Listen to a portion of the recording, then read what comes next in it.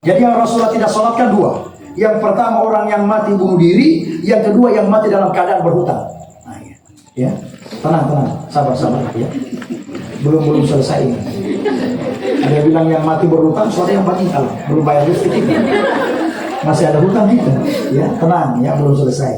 Jadi kalau yang mati bunuh diri itu memang tidak ada, Rasulullah tidak sholatkan sama sekali. Ya tidak ada dalil yang mengatakan kalau Rasulullah sholat yang itu yang mati bunuh diri, tidak ada. Yang ada Rasulullah tidak mau mensolatkan sama sekali, Rasulullah tidak sholat. Kalau yang mati bunuh diri Ustaz bagaimana? Itu Rasulullah cuma minggir saja, minggir sebentar. Rasulullah mengatakan kalian sholatkan dia, karena dia ada hutang. Tiba-tiba ada orang yang maju pada Rasulullah, ya Rasulullah saya yang membayar hutang dia, saya yang menjamin, saya yang mengganti hutangnya. Ketika ada yang menjamin, aman. Hutang oli, gas pol. Hutang itu dibayar, ya. Hutang itu dibayar, jangan dikasih biar. Ustaz saya meninggal, suaminya bayar istrinya tidak ada. Meninggal istrinya, suaminya juga tidak tahu kemana. Anaknya, cucu, cici tidak ketemu di mana. Bagaimana membayar hutang kepada orang yang tidak ada turunannya? Kau cari di mana? Sudah, tidak usah kau cari. Kau cari saja panti asuhan terdekat. Kau bayar sejumlah hutangmu padanya. Kau niatkan atas namanya. Selesai, semua hutangmu lunas terbayar. Ketika ada yang meninggal dunia, ada kalimat yang sering kita ucapkan, semoga husnul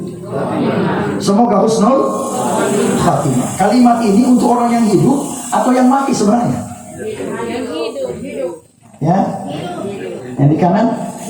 Yang hidup. Yang di depan? Bunda? Yang setengah-setengah ini. Coba kalau bilang hidup. Ini. Ada lagi mau cari aman, dia bagi dua, mati hidup.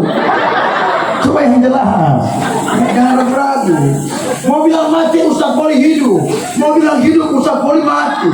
Lebih saya cari aman, mati hidup. Jadi mana yang betul ini? Mari saya jelaskan.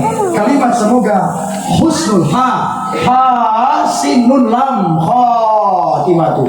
Husnul titik khatimatu. Khatimah. Husnul. Jadi kalau tulisan bahasa Arab itu bukan kha. Jadi kalau bahasa Arab jangan pakai titik di awalnya.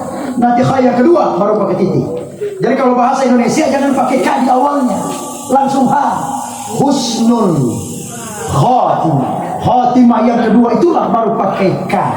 Ya, jangan pakai k di awal. Karena saya ada pakai k semua. Semoga husnul khatimah. Kasih hilang itu kak itu. Ya, jadi jangan pakai k. Saya lihat di hati, semoga husnul khatimah. Kasih hilang itu. Itu apa itu Ustaz? Itu ucapan, itu doa. Semoga husnul khatimah. Semoga berakhir dengan kebaikan di jalan Allah. Semoga berakhir berarti belum mati, masih dalam keadaan hidup. Betul. Oh, berarti untuk yang hidup ini. Oke, mulai besok pagi semua TCB yang berjalan di perumahan ini, aku dapat dengan anak saya semua panggil orang saya pukul rata. Jangan semoga TCB jangan coba-coba begitu. Apalagi kalau dia sehat-sehat tidak apa-apa. Kalau dia sehat, dia mengerti, maka dia bilang amin ya Allah, insya Allah saya berakhir nanti dengan kebaikan. Tapi kalau dia tidak mengerti, apalagi sakit gigi, apa dia balas? Dia mengingat, kita mau tahu apa mengingat? Ada baik-baik kita pasangan lagi langsung mati. Seolah-olah kita mendoakan dia cepat mati. Padahal bukan itu ranahnya. Semoga Anda berakhir dengan kebaikan di jalan Allah. Ustaz saya belum paham. Coba kasih paham. Mari sini. Semua kemana Ustaz Akmal? Saya mau pulang ke rumah saya. Semoga Ustaz husnul khatimah. Semoga tiba dengan selamat. Saya keluar dari rumah ini. Setelah saya tiba di rumah, bahagia, aman, damai, sentosa, sudah tiba dengan selamat. Hari ini selesai ceramah, roh saya dicabut dari raganya. Saya sudah mati malam ini, contoh misalkan. Saya sudah tiba di alam yang baru, bahagia, alam yang luar biasa. Sudah sampai.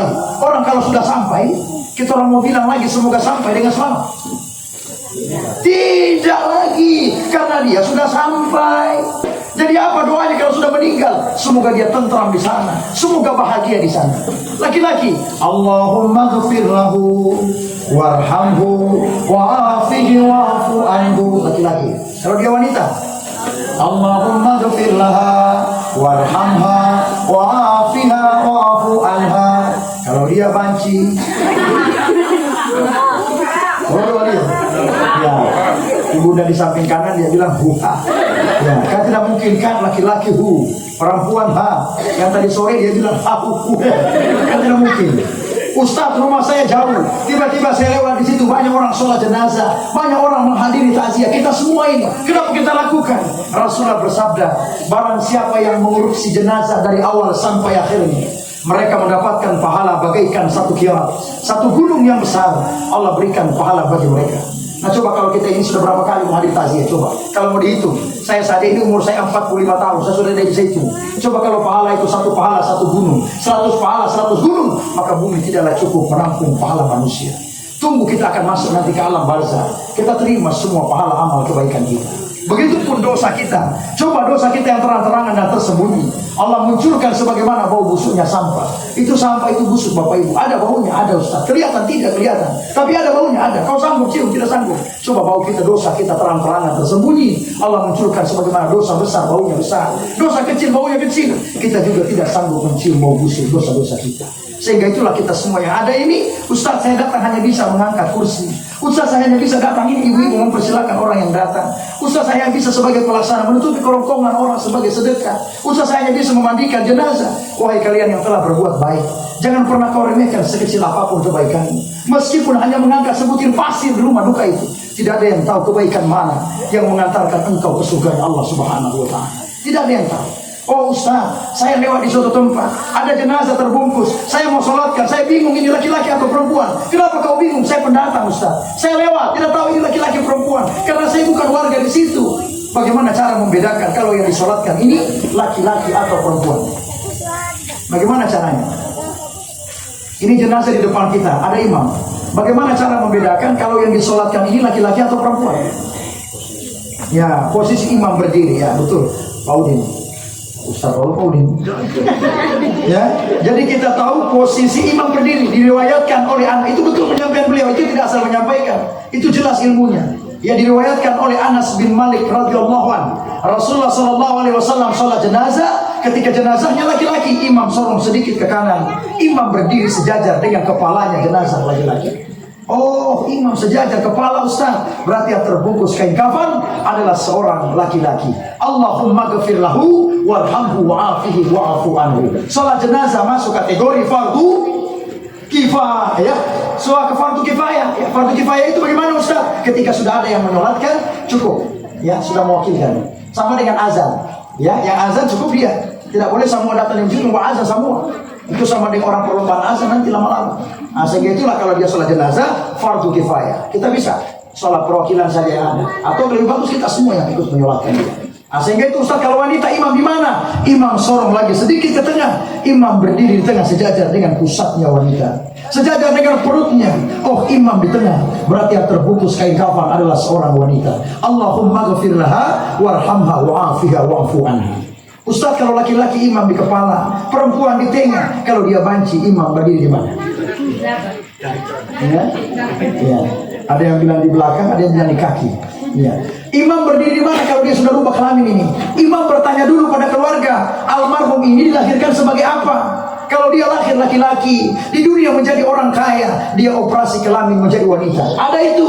Bapak Ibu sudah nonton dan tahu siapa dia, dikenal orang se-Indonesia ini. Dia lahir laki-laki, di dunia jadi orang kaya, dia operasi kelamin menjadi wanita. Sebelum meninggal dia pesan keluarganya, sholatkan saya sebagai wanita ya. Tidak boleh kawan yang merubah kelamin, kau sendiri bukan Allah. Maka kita sholatkan sesuai dengan kelahiran pertama kali.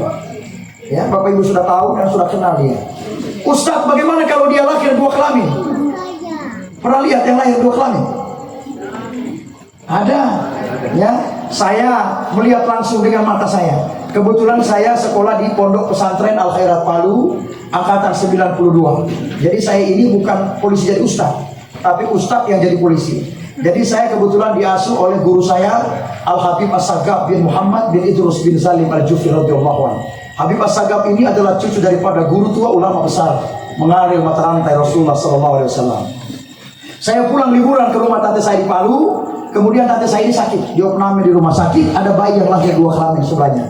Bayi di atas laki-laki kelaminnya, di bawah kelamin wanita. 2 kelamin saya lihat. Itu kalau meninggal boleh kita sholatkan salah satu di antaranya, boleh sebagai laki-laki, boleh sebagai perempuan, boleh. Atau yang kita ambil yang mana dominan yang dia bawa semasa hidupnya. Apakah lebih cenderung ke laki-lakiannya ataukah lebih cenderung ke wanitaannya? Boleh salah satu di antaranya yang mana yang kita ambil. وَلَنَبْلُوَنَّكُمْ بِشَيْءٍ مِّنَ الْخَوْفِ وَالْجُوعِ وَنَقْصٍ مِّنَ الْأَمْوَالِ وَالْأَنفُسِ وَالثَّمَرَاتِ وَبَشِّرِ الصَّابِرِينَ الَّذِينَ إِذَا أَصَابَتْهُمْ مُصِيبَةٌ sama-sama قَالُوا إِنَّا لِلَّهِ وَإِنَّا إِلَيْهِ رَاجِعُونَ وَلَنَبْلُوَنَّكُمْ بِشَيْءٍ مِّنَ الْخَوْفِ وَالْجُوعِ. Sungguh benar kata Allah, aku akan menguji hambaku dengan sesuatu. Yang pertama minal khauf, ketakutan. Yang kedua wal ju'i, rasa lapar. Keluarganya ditinggalkan ayah tercinta, mereka merasa khawatir, merasa takut. Namun karena itu sudah merupakan takdir yang Allah buat baginya. Ambillah dia, semua adalah milik Allah. Sehingga keluarga anak-anaknya ikhlas dengan kepergian sang ayah tercinta. Sang ayah wafat, meninggal sesuai dengan dimensi Allah, sesuai dengan peristiwa yang Allah kehendaki. Sehingga itu ketika kita juga takut di dalam hal-hal kena musibah, kita takut melewati kegelapan, kita takut bahkan melewati kuburan juga kita takut. Bapak Ibu kalau lewat di kubur takut atau berani? Kalau lewat di kubur takut atau berani?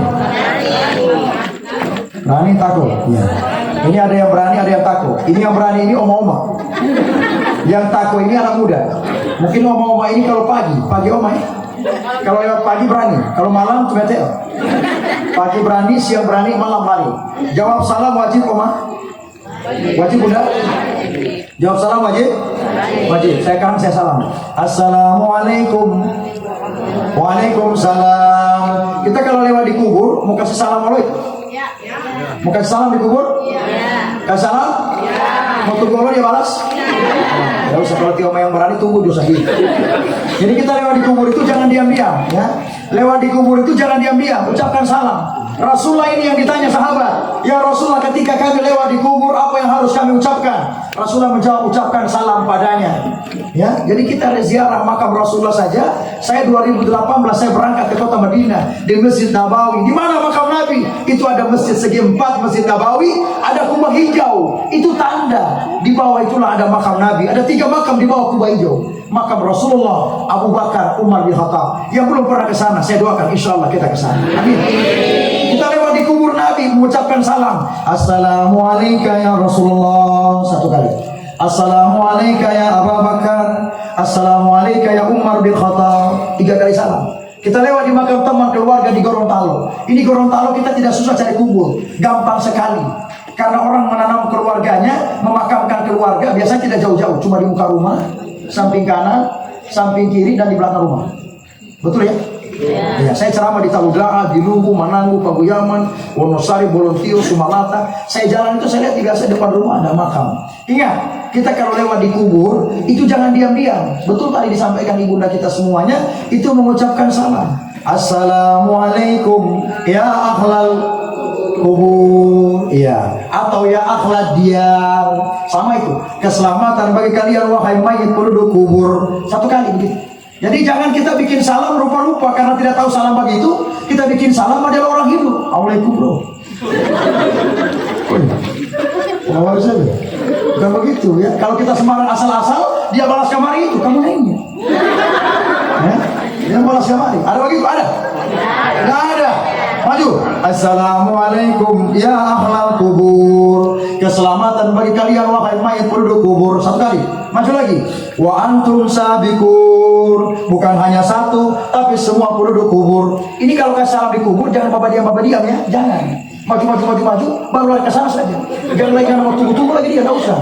Ya. Wa antum sabiqur. Bukan hanya 1, tapi semua penduduk kubur. Yang ketiga maju lagi. Wa inna insyaallahu bikum lahiqun. Insyaallah kami yang tersisa pasti menyusul kalian. Kalau bukan minggu ini minggu depan, kalau bukan bulan ini bulan depan, kalau bukan tahun ini tahun depan, yang jelas pasti menyusul ente. Setelah 3 kali salam modi, tidak usah lagi bapak jago, mau tunggu dia mau balas, tidak usah. Langsung persiapan balik kanan. Persiapan, tinggalkan saja. Tidak usah lagi ditunggu dia. Ustaz ya main. Bukankah jawab salam wajib dibalas? Kalau maaf mas, saya biar polisi, saya olah duit. Saya juga tidak berani. Siapa yang mau tunggu dia tengah malam, gelap gulita, di bawah pohon, hujan turun, mati olah lampu. Push. Baru dia balas, baru dapat dengar kira-kira. Waalaikumsalam warahmatullahi wabarakatuh. Kira-kira kalau dia balas begitu, masih ada? Sudah tidak ada tioma pendidik palsu. Hadirin wal hadirat yang dimuliakan Allah. Sehingga kita jangan takut mati, ya.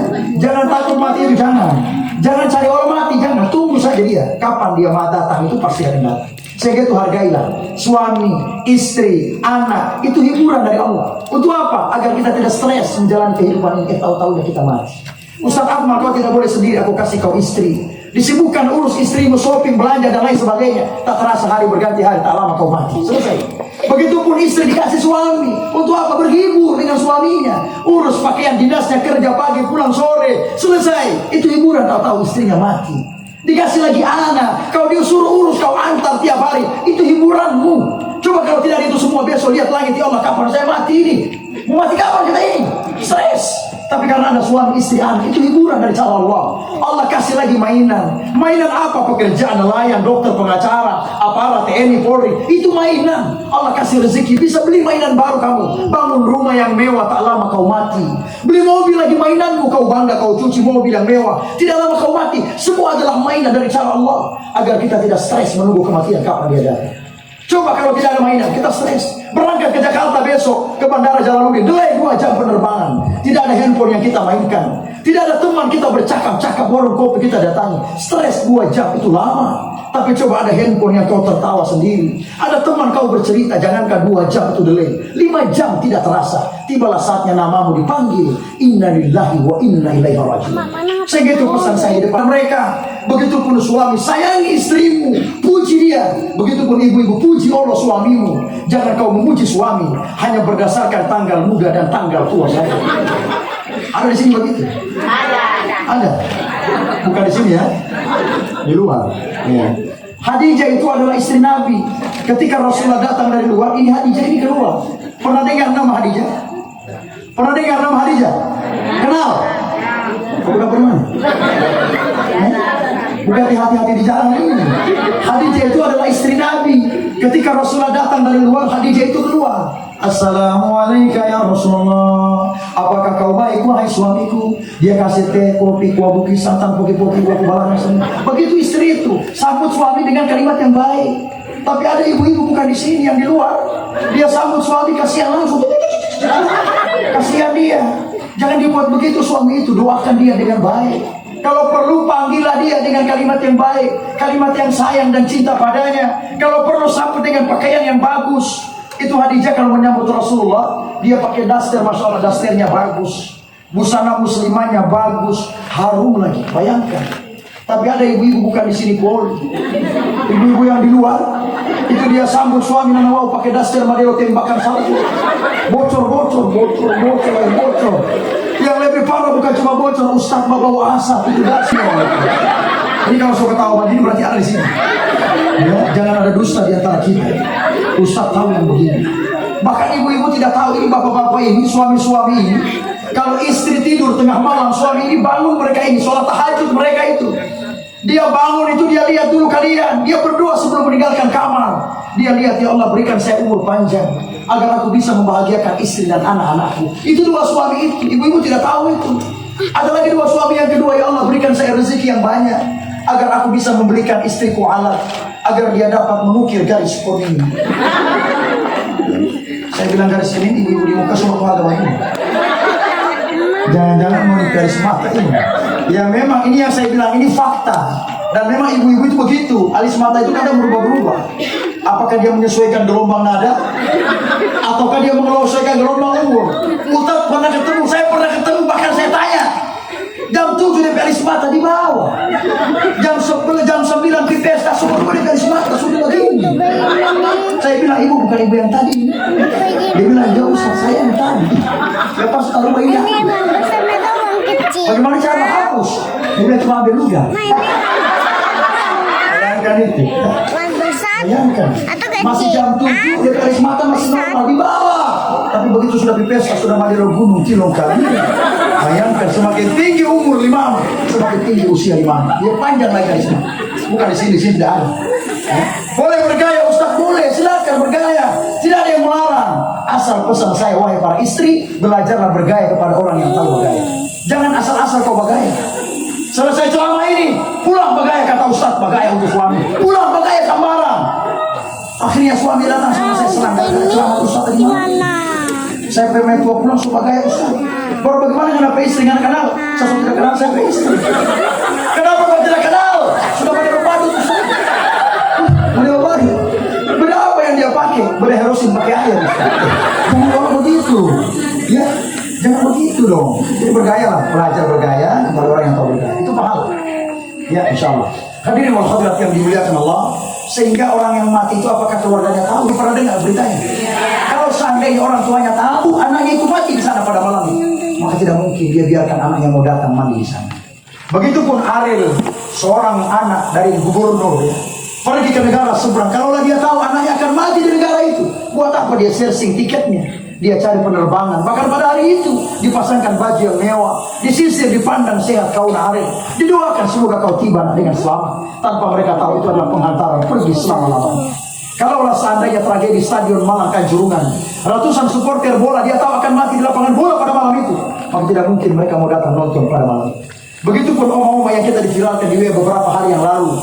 Kalaulah seandainya oma-oma itu tahu dia jalan di samping jembatan, disambar mobil, dia terlempar, jatuh di bawah jembatan. Ada nonton lagi itu? Ya. Coba kalau oma-oma itu tahu dia keluar pagi itu akan ditabrak, apa dia mau keluar hari itu? Tidak mau. Beberapa minggu sebelumnya ada juga kecelakaan di perempatan SMK 6 di kota, ditabrak mobil, dia terpental kena satu dahan pohon yang begitu kuat. Saya mengisi takziah ibu itu hari kelima. Kalaulah seandainya dia tahu pada pagi itu keluar akan ditabrak, buat apa dia mau keluar pada hari itu? Mendingan dia tunggu saja kematiannya kapan dia datang. Namun peristiwa kematian, la rahasia Allah, fa iza jaa ajalukum la yastakhiruna sa'ah. Ketika saat kematian itu datang, maka dia adalah bisa kau majukan dan kau mundurkan. Jadi kalau tiba masa kematian itu tiba dia. Sehingga itulah ketika penyakit, ya, ketika kita rasa sakit yang tiada tara, lama kita rasa sakit itu, makanya ending adalah kematian. Kematian itu bukan akhir perjalanan, ya, itu hanya akhir kehidupan dunia. Perjalanan yang baru kita di alam barzah ini. Sehingga itu coba kalau tidak ada kematian, bagaimana orang yang sakit parah, bagaimana orang-orang yang jalan hilang akalnya, makan dari kotoran sampah, minum dari sisa orang. Bayangkan coba kalau tidak ada kematian akhir kehidupan ini, apakah kita mau dia gila sepanjang masa, mau dia tersiksa? Atau ada yang kecelakaan, keluar biji mata, keluar isi perut, tarik, masukkan darah, masukkan mata, jahit, dia hidup. Apakah dia bisa normal?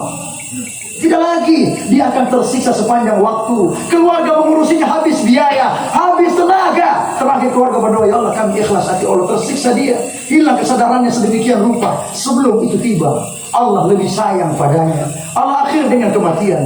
Sehingga itulah dimensi kematian itu bukan akhir perjalanan, tapi akhir dalam kehidupan dunia. Hadirin wal hadirat yang dimuliakan Allah, ketika kita diuji dengan rasa takut sudah, diuji dengan yang kedua adalah rasa lapar. Bapak Ibu coba buktikan rasa lapar hari biasa dengan rasa lapar pada bulan Ramadan. Coba kalau hari biasa kita makan pagi, tidak makan malam. Pagi itu lapar, tidak makan pagi, tidak makan siang, tidak makan sore, malam makan. Saya jamin hari biasa kita 2 piring pasti tambah. Tapi coba kalau rasa lapar pada bulan Ramadan, habis tarawih makan, mau makan sahur kesiangan, pagi puasa tidak? Tidak makan sahur, kita puasa? Sanggup? Sanggup. Siang tidak makan sahur, kita puasa. Sore sanggup, begitu menjelang buka, penuh meja begini rupa. Buktikan kebesaran Allah. Kalau berbuka, ada langsung makan 2 piring. Tidak ada. Cukup 1 gelas dengan 1 pokok lulu ila bulu. Kita makan, Masya Allah, kenyangnya luar biasa. Tapi kalau ada dia berbuka langsung dia gas 3 piring, berarti memang dia bergolong-golong. Makanya kita harus tahu dong, di mana dalam dimensi. Untuk kita yang saling mengerti, saling berbagi antara satu dengan yang lain. Ketika Rasulullah juga mengajarkan kita, disunahkan kita, kalau kita masak itu berbagi. Apa yang kita masak itu, kalau boleh tetangga sebelah pun merasakan, ya. Baunya tercium oleh tetangga, itu bisa kita bagi. Tapi jangan salah kaprah. Mulai besok pagi saya mau berjalan, mau cari bau di mana ada tidak biji santan kopi-kopi. Ketika ada bau saya cium, saya dekat, wahai tetangga, kau ada tadi malam biasa? Yang dengan apa Ustaz bilang, baunya kuah bumi saya cium maka kau bagi kepada saya. Berarti saya tidak jaga masa ini kalau begitu. Makanya kita harus tahu bagaimana makna itu semua. Bukan cuma pengertian itu yang Rasul ajarkan. Mengerti di luar, berbagi kita satu dengan yang lainnya. Kepedulian. Bahkan cuma bukan kepedulian di luar, kepedulian di dalam masjid juga Rasulullah peduli. Rasulullah itu kalau imam, baca ayatnya lama Nabi. Kemudian kalau baca doa, doanya lama Nabi itu. Tapi pernah Rasulullah SAW imam, dia pendekkan bacaannya, dia angkat takbir, Allahu Akbar. Tiba-tiba ada anak kecil menangis di belakangnya. Rasulullah pendekkan bacaannya, sholatnya tidak lama. Selesai itu Rasulullah sahabat bertanya, ya Rasulullah, mengapa kau pendekkan bacaanmu? Rasulullah menjawab, saya mendengar ada anak kecil menangis di belakangku, agar anak itu tidak tersiksa dengan tangisannya. Dan orang tua yang mendengarkan anaknya menangis tidak gelisah gundah gulana mendengarkan anaknya menangis. Itu Rasulullah mengerti. Agar apa kita juga ini, kalau jadi imam tahu diri dong. Di belakang itu berbeda umur, berbeda urusan, tidak sama di belakang itu. Itu kalau imamnya masih pendek, makmum itu masih ikut itu. Bismillahirrahmanirrahim. Inna anzalnahu fi lailatul qadar wa ma adraka ma lailatul qadar. Lailatul qadar khairum min alfi syahr. Tanazzalul malaikatu war-ruhu fiha biizni rabbihim min kulli amrin salam. Salamun hiya hatta matla'il fajr. Selesai. Allahu Akbar. Itu kalau imam begitu, ini makmum ini ikut itu. Matla'il fajr.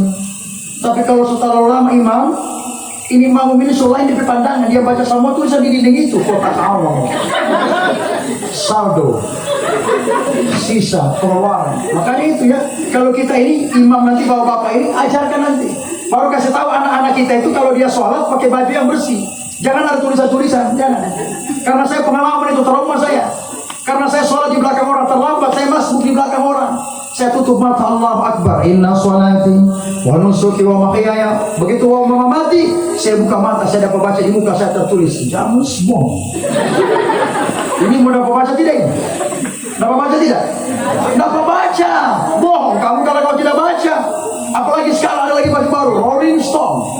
Ada gambar lidah lagi, Milia itu. Baca semuanya sampai di bawah. Ya, makanya kita itu sholat pakai baju yang bersih. Kalau ibu-ibu ini tidak dikhawatirkan mereka. Ibu-ibu ini tidak pernah saya dapatkan kalau sholat pakai baju tulis-tulis. Tidak pernah. Bahkan ibu-ibu ini seragam. Jilbabnya putih, lipstiknya Allah putih. Jilbabnya kuning, lipstiknya Allah kuning. Seragam dia. Ya. Itu ibu-ibu tidak usah dikhawatirkan. Yang rawan ini bapak-bapak. Sehingga itu kita ini kadang-kadang kalau sholat juga kita suka imam yang cepat. Ya. Apalagi kalau sudah tarawih. Tarawih 20, itu oma-oma sudah baik-baiknya dia. Bagaimana ini imam? Aduh. Allahu Akbar. Bismillahirrahmanirrahim. Alhaakumut takatsur hatta zurtumul maqabir kalla sawfa ta'lamuna summa kalla. Messi Argentina. Karena yang ketawa ini suka Allah yang begitu. Ya. Karena saya Allah suka Allah yang begitu. Ustaz, boleh saya baca ayat cepat? Boleh. Boleh saya baca ayat satu nafas? Boleh. Tidak ada yang melarang. Cuma pesan saya jangan asal cepat, harus jelas makharijal hurufnya, harus jelas tajwidnya. Jangan meniru orang bakumur. Jangan. Itu mah kudu sudah apa kan? Itu kan nah, gitu. Jadi jangan asal cepat ya. Kita harus baca jelas dengan tumanina, dengan tajwidnya, makharijal hurufnya. Tapi jangan Allah terlalu lama. Contoh, saya egois misalkan, saya tidak tahu diri, mentang-mentang saya alumni pondok pesantren, mentang-mentang saya juga dai, mentang-mentang saya juga qari.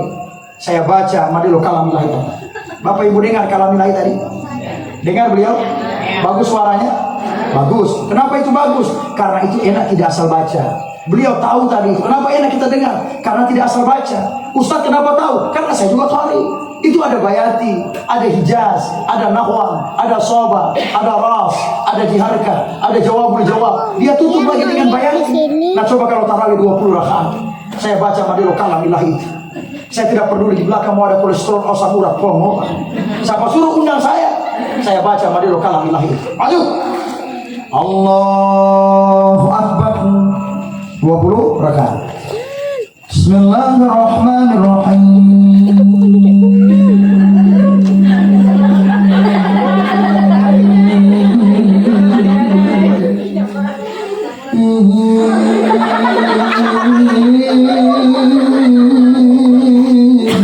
Ya harus begitu dong. Kan saya qari, harus begitu bacanya.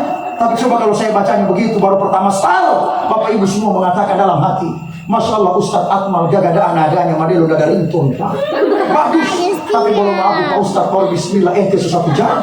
Percaya pada malam ini kita hadir begini banyak. Tapi ketika besok malam saya diundang lagi imam di situ, maka saya jamin tinggal Pak Albert sendiri yang lain ini tidak datang. Belum masuk di dalam, masih di luar dia keke dulu. Tak kita imam buat Pak Uli. Ustaz Akmal, nama ulama dia ini. Gak usah undang-undang dia, tidak usah. TCB ini tidak ada kolesterol, tapi gara-gara dia kamu kolesterol. Begitu. Makanya kalau imam itu dia ada yang diucapkan. Ketika berdiri kan imam teriak, sawu sufufakum fa inna tasfiyatas sufuf wa min iqamatis shalah. Luruskan saf dan rapatkan. Itu maksudnya apa? Melihat. Oh, di belakang itu biasa ada. Orang tua kan cuma duduk di kursi, Bu ya. Ada duduk di kursi. Ada juga yang TCB suruh begini-begini. Begini. Coba kalau rakaat pertama saya hatamkan surah Al-Baqarah. Rakaat kedua saya hatamkan surah Yasin. Maka saya jamin Oma dan Opa akan juga kecil. Ada lagi yang tanya pada saya, Ustaz, saya kalau sujud itu pakai tangan duluan, mana yang benar sebenarnya? Saya kalau sujud itu pakai lutut duluan, mana yang benar sebenarnya? Sini saya ceritakan. Rasulullah mengatakan, "Shallu kama ra'aitumuni usalli." Salatlah kalian sebagaimana kalian melihat aku salat, kata Nabi. Pada saat Rasulullah turun pakai tangan, Sami Allahu liman hamida, Allahu Akbar, tangan dulu, baru lutut, baru kepalanya. Di belakangnya Abu Hurairah meriwayatkan Rasulullah turun sujud pakai tangan, lutut, baru kepalanya. Berarti boleh. Kemudian dalam waktu sholat yang lain, sahabat Abu Hurairah tidak ada. Yang ada sahabat yang lain yang bernama Wail bin Hujur melihat Rasulullah turun pakai lutut. Sami Allahu liman hamida, Allahu Akbar, lutut dulu, baru tangan, baru kepalanya. Wail bin Hujur meriwayatkan Rasulullah sujud pakai lutut, tangan, baru kepalanya. Berarti kesimpulannya boleh pakai tangan duluan, lutut baru kepalanya. Atau lutut duluan baru tangan, baru kepalanya, boleh. Asal jangan ente kepala yang duluan. Berarti basal tuh. Itu yang tidak boleh. Jangan coba-coba. Tapi kalau kita sekarang coba lihat, kalau oma-oma orang tua itu tidak pakai lutut duluan, tangannya. Apalagi kalau sudah kambuh kolesterol yang sudah parah, maka dia turun pakai tangan. Sami Allahu liman hamidah, Allahu Akbar.